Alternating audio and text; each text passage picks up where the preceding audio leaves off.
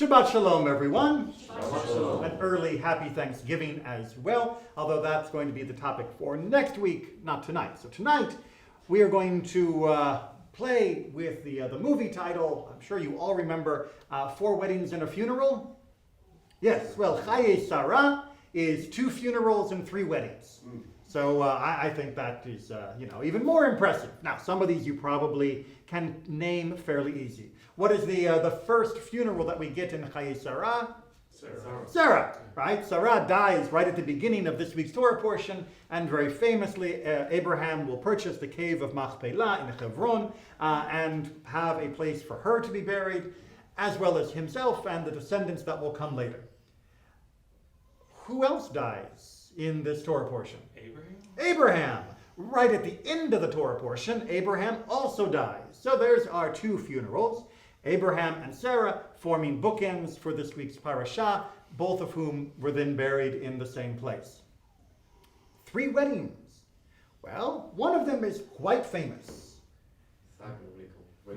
Isaac and Rebekah. Right? Isaac is a wife is found for Isaac thanks to Abraham's servant going back to Haran, finding a perfect match. This wonderful woman, Rebekah, who is so generous and kind and hospitable, which, as we have seen over and over, is the characteristic of Abraham.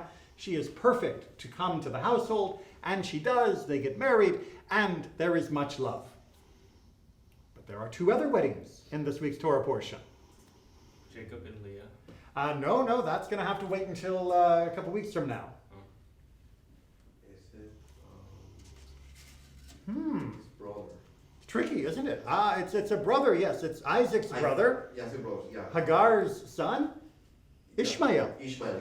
Ishmael also gets married because we find out about the descendants, the Toldot Ishmael, the people who come out of Ishmael, which is important because you are making good on the promise that God gave to Abraham, that when Ishmael left, God said, don't worry, I will make him a great nation as well. I will take care of this lad. And indeed, we find that Ishmael is made into a father of many nations, of many tribes.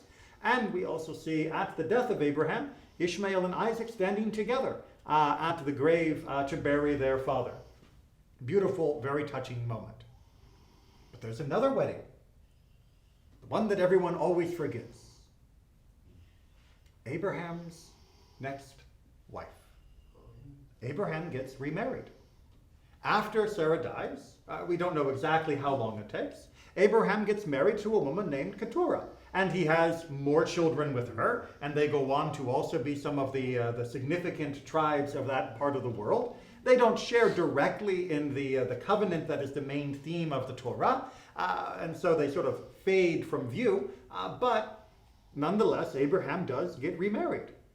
And I think that is a wonderful authorial choice to share that detail. God didn't have to put it in the text, but I think he did it because he knew this would be controversial in family after family after family going throughout history.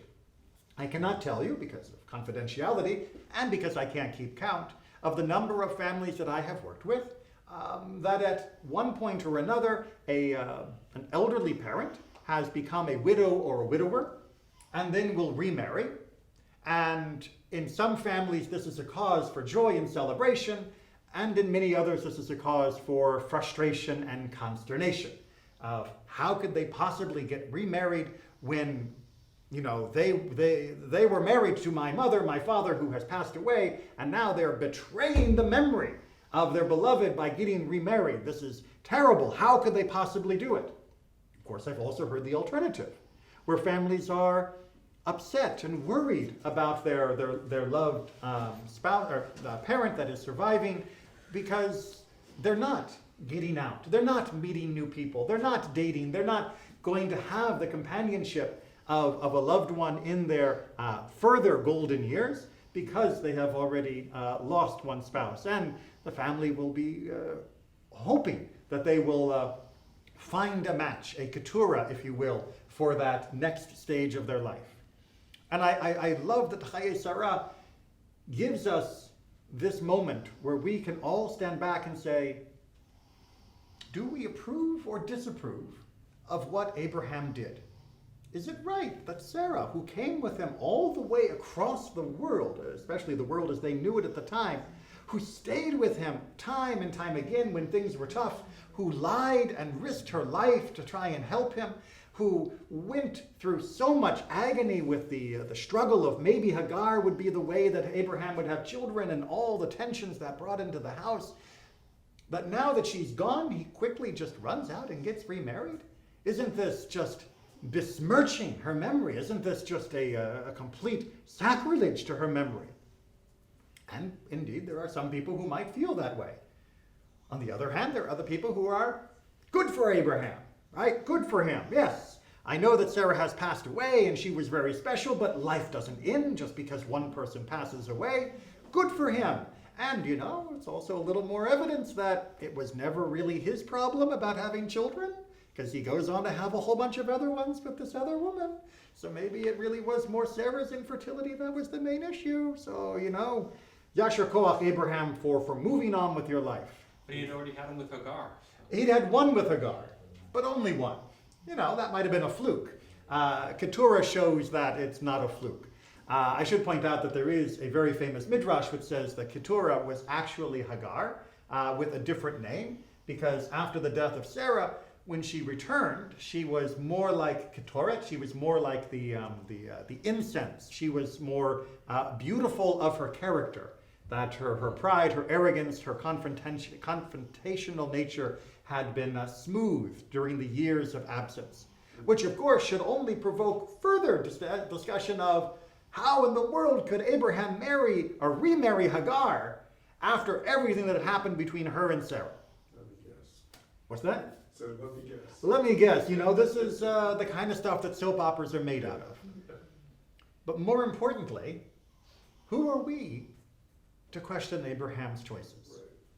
Right, we stand, and it is very easy reading through the Torah to sit there and sit in judgment on Abraham and say he should have preserved the memory of Sarah forever and never touched that. And it's also easy for others to say he should have run straight out and started dating and, got back in there.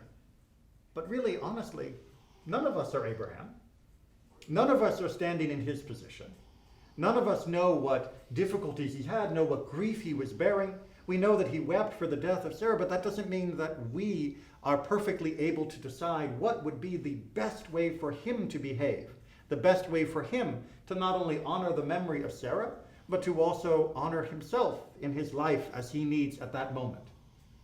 And yet, how often do we sit in judgment on others that are not merely names in a book, but are people in our lives? Imagining that we know what is best for them. Imagining that we know whether they should or shouldn't get married, whether they should or shouldn't stay in a job, whether they should or shouldn't have children, should or shouldn't move. How often do we, maybe to their face or more than likely behind their back, whisper amongst ourselves and judge the quality of their decisions and decide that they are not as good of people as we would make them be if only we could make those choices for them? We are in no position to judge Abraham, and we are in no position to judge each other. Certainly, if someone wants to come to you and ask your opinion about whether you think this would be a good or bad idea, you can be honest and reflective on that, but ultimately remind them and yourself that it is their choice, that only they know the needs that they have. Only they know the best way to honor their loved one. Only they know the best way to honor themselves. Be supportive of them in whichever decision they make.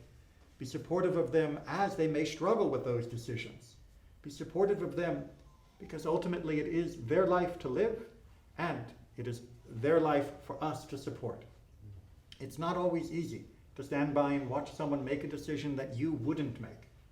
But God gave us all free will, and let none of us try to take it away from someone else. Abraham was right because Abraham was the one making the choice. And as such, he brought more blessing to the world through the children that he would eventually sire and through the nations that would be built. That surely is justification enough. Not that he needs justification. Shabbat Shalom.